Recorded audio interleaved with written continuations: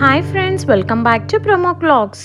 ముందుగా మీ అందరూ ఎల్లప్పుడూ ఆరోగ్యాలతో ఉండాలని మనస్ఫూర్తిగా కోరుకుంటూ శ్రీ క్రోధి నామ సంవత్సర ఉగాది శుభాకాంక్షలు. ఈ రోజు వీడియోలో అచ్చమైన షడ్రుచులతో కూడిన ఉగాది పచ్చడి ఎలా తయారు చేసుకోవాలో చూద్దాం. ఫస్ట్ టైం మీరు మా ఛానల్ చూస్తున్నట్లయితే సబ్స్క్రైబ్ చేసి మమ్మల్ని సపోర్ట్ చేయండి.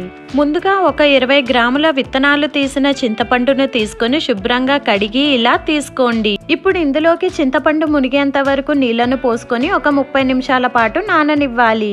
అలాగే వేప పువ్వును కాడలు మొగ్గలు లేకుండా పువ్వును మాత్రమే ఇలా తీసుకోవాలి.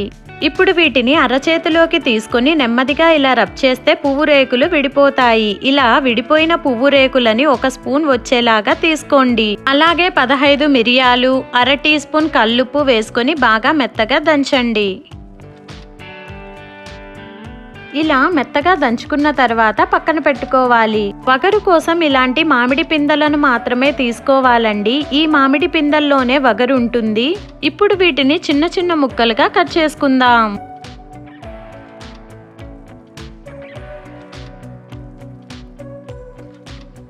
వీటిని ఇలా సన్నగా కట్ చేసుకోవడం వల్ల ఎవ్రీ బైట్ లో వగరు అనేది మనకి బాగా తెలుస్తుందండి. ఇప్పుడు నానిన చింతపండును బాగా మెదిపి చిక్కటి చింతరసాన్ని తీసుకోవాలి. మరోసారి నీళ్లను తీసుకొని చింతరసాన్ని తీసుకోండి.